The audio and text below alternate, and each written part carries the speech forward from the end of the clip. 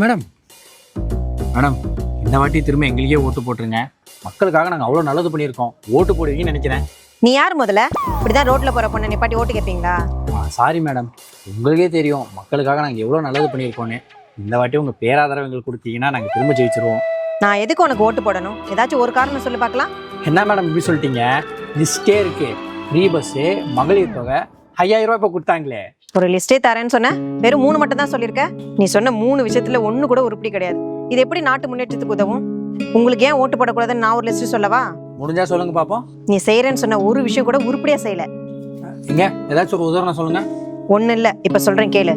NEET எக்ஸாமை cancel பண்றேன்னு சொன்னீங்க, பண்ணீங்களா? பெட்ரோல் விலையை கம்மி பண்றேன்னு சொன்னீங்க, அதை பண்ணீங்களா?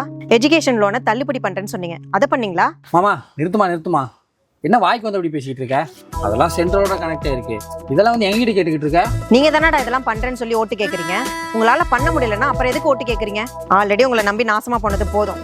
மூட்டையா கொள்ளடிச்சதுதான் மிச்சம். மேடம் என்னமோ நாங்கள் கொள்ளடிச்சாலும் பார்த்த மாதிரி பேசுறீங்க. நாங்கள் பண்ண நல்ல விஷயம் எல்லாம் உங்க கண்ணுக்கே தெரியலையா?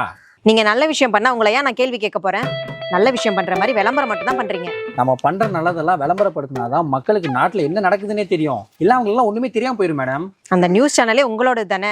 அதுல என்ன வரணும் வரக்கூடாது எல்லாமே நீங்க தான் முடிவு பண்றீங்க. இதெல்லாம் நம்புறதுக்கு நாங்க என்ன முட்டாளா? மேடம் உங்களை மாதிரி பொண்ணுங்களுக்குலாம் எவ்வளோ நல்லது பண்ணியிருக்கோம். அதெல்லாம் ஞாபகம் இல்லை? ஐயா, நீங்க ஒன்னும் ஞாபகப்படுத்த வேணாம். எங்களுக்கு எல்லாமே ஞாபகத்துல இருக்கு. 2 வயசு குழந்தைக்கு நடந்துச்சே, அது உங்களுக்கு ஞாபகத்துல இருக்கா? என்ன பண்ணாங்க? அப்பெல்லாம் எதுவும் நடக்கலையே.